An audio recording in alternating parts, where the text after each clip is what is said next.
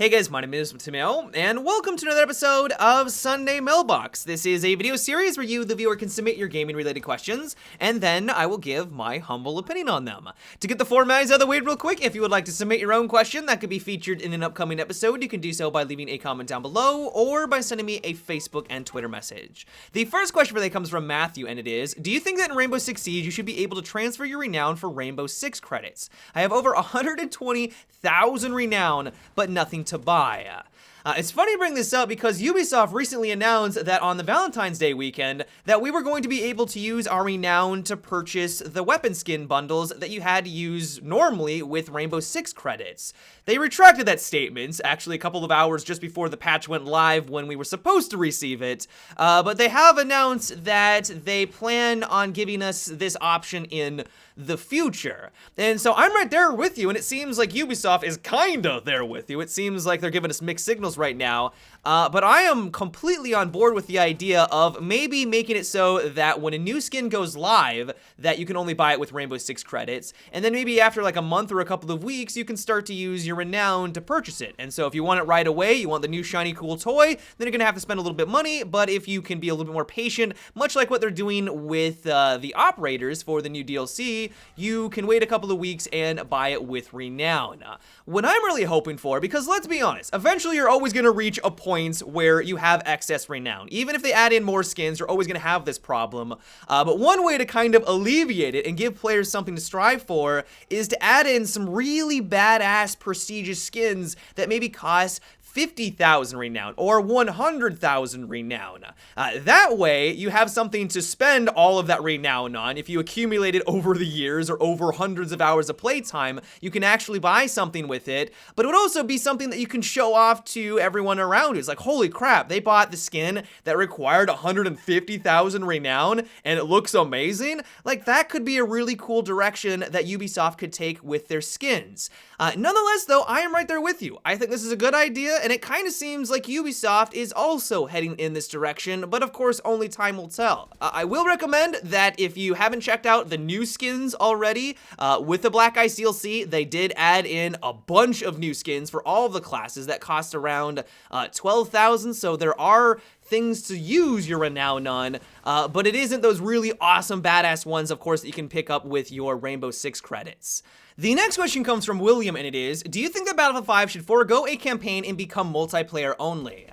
Well, personally, I would not be opposed to this whatsoever, but I'm someone who loves Battlefield for the multiplayer. Like, I couldn't care less about the single player, but that is not true, of course, for all consumers. Just look at Rainbow Six Siege. One of the biggest critiques, I mean, you look at every forum, you look at every review, and everyone brings up the fact that it is a multiplayer game for $60. And a lot of people had a hard time justifying putting down $60 for it, even though I consider it to be one of the best shooters of 2015.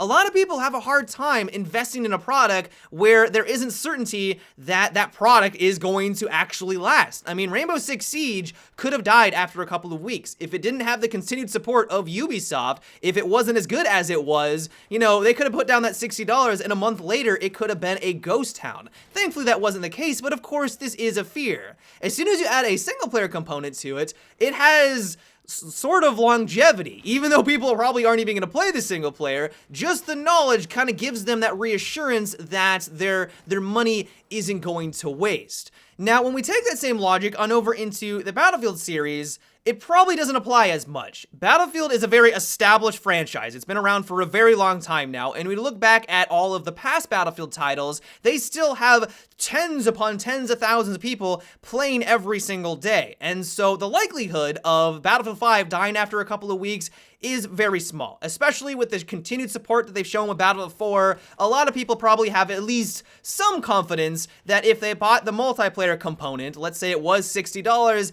that they would get their money's worth after a couple of months. Like, it would still be here to play and enjoy.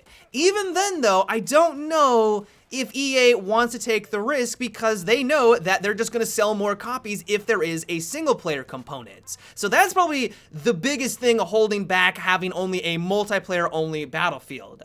The other thing is that if they do decide to do this, I would really hope that it would be a bigger and better multiplayer experience. I mean, one of the things that I have to critique Rainbow Six Siege on, and especially Star Wars Battlefront, is that for being $60, they didn't really feel like an expansive or massive multiplayer only game. I mean, I can really kind of forgive Rainbow Six Siege because it's got a lot of replayability behind it, but Star Wars Battlefront was kind of a slap in the face to the consumers. There was only 4 large maps at release. For paying down $60 and only having 4 large maps, and those were the only maps that I enjoyed, to only have 4 available to you was very disappointing. And so if they did decide to do this for the next Battlefield game, I would really hope that we would get more than just like the 9 or 10 maps that we normally get with a Battlefield 4 or Battlefield 3 and bring it up to like 15 or 16. And if they don't decide to do that, then I think that they really need to lower the price tag down to $40. I mean, we're opening up a huge can of worms here. Now we're getting into pricing. But I think that if Rainbow Six Siege or even Star Wars Battlefront was dropped down to the $40, that they probably would have sold well, especially Rainbow Six Siege. I think that they probably would have gotten a lot more people to actually take the plunge and play and purchase the game if it was at that price tag. We then get into the problem, once again, kind of the whole can of worms thing. Well, why is it at $40 then? Is it an inferior product? Is it not worth a $60 AAA shooter? There's a lot of issues there, but even still, I think that they need to take these things into consideration. But just in general, I would be surprised if they did decide to go multiplayer only. It is possible, and if they did, hopefully they will do it justice. Either there'll be an insane amount of content or they will drop the price tag a little bit. But even then, I would be very surprised if EA and DICE did decide to go down that path. The next question comes from Jacob, and it is, do you think that Rainbow Six should bring in gun license into the game to allow you to use certain guns with different operators? To be able to do this, you would need to have a certain amount of kills / headshots with that weapon. Well, I'm assuming what you mean by this is that if you get 500 kills with the FAMAS, you've absolutely mastered it. At that point, you can then use that weapon on all of the operators in the game, or at least the ones for the offensive team.